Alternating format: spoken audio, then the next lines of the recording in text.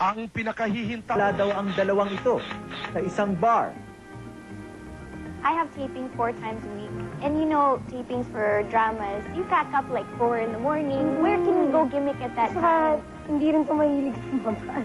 And hindi ako marunong mag-inom. Oo, kapag lumalabas kami, she doesn't even drink. And we're not gonna do something as stupid as that. 6 months na silang magkaibigan. Partners in crime na nga ba? We live in the same building now. So we see each other every day. So mabait siya, di ba? Hoy, mabait ka din. Joke lang. Ugali kami, you know? Parang, we like the same things, we hate the same things. We're a lot alike. We're both sensitive. We both are madaldal. Happy Don't kami look at me. pareho. Yeah. Yun lang. We're happy with each other, our friendship. We're both happy. Partners din nga ba sila when it comes to secrets, lalo na sa boys? It's just kasi Nancy, wala bang manliligaw dyan? Siyempre, ang dami-dami may gusto dyan. Ano? Clue! Lahat naman yata ng lalaki nakakita sa kanya, may gusto sa kanya. Hindi ako nagbibiro. Hindi ako nagbibiro. Kahit ano, mga friends ko na guys. Grabe, Ton. Lahat ng mga kaibigan kong lalaki gusto nang makilala si Nancy. No. So if ever we go gimmick, which is minsan-minsan lang, Oo, bihira lang yun ah. everyone's staring at her. Uy, at you. At her. At her. Masayang pagkakaibigan sa likod ng mga nakapaligid na intriga, gaya ng pagkakaroon daw ni Antoinette ng anak. Hindi na naman nila pwedeng sabihin na buntis pa rin ako kasi ang tagal na nilang sinasabi buntis ako na actually, sabihin nila nanganak na ako. Tawa nga kami ng tawa. Hey, guess what? You have a kid. Sabi niya gano'n, no. Hindi, galit ako. Meron kasi dapat ninang ako. Ay, oo. Dapat daw alam niya. Sumaklolo si Ding Dong kay Nancy nang ito ay maaksidente. Dahil dito, naging issue na nanliligaw daw si Ding Dong sa dalaga.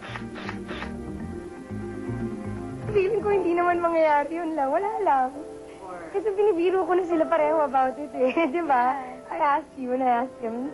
Tingin ko hindi. Pero okay daw. Kung dun ba sila mas masaya, hindi rin mangyayari yun. Pinag-usapan na rin namin nila. Ito ba ang sumubok sa tibay ng kanilang pagkakaibigan? Na-aksidente siya, tinawagan niya ako. E nasa Angeles ako. If that happened to me, ang tatawagan ko, si Ding Dong. Si Ding Dong, tinawagan ko siya. Sabi ko, si Nancy, sabi ko na-aksidente.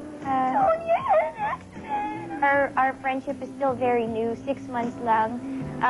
It's already been tested during that accident. I called Tony, I called Lucky, I called Aaliyah, my roommate and best friend. Tapos it makes sense naman kasi Ding Dong and I are both in Sana Ikaw Na Nga, and we were just leaving that taping. May pagtingin pa nga ba si Antoinette kay Ding Dong? We're still good friends, the way we've always been. I mean, yun lang. I can still go to him for problems.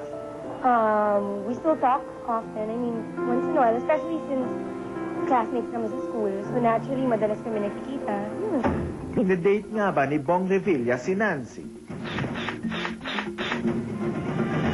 Actually, when that issue came out, nagulat ako sobra. Kasi, siguro, the only thing I can say is that it's out because I'm gonna be doing a movie with him. Well, I don't know kasi bago lang ako, di ba? So, I don't know. Siguro that's where it came from. There's no truth at all in anything that came out in that article. At ang pinakamatinding intriga, sa sobrang close daw nila, iniisip ng iba na sila na nga kaya. Hello! Alam mo, we used to joke about it sometimes because it's no big deal. Talaga? Are you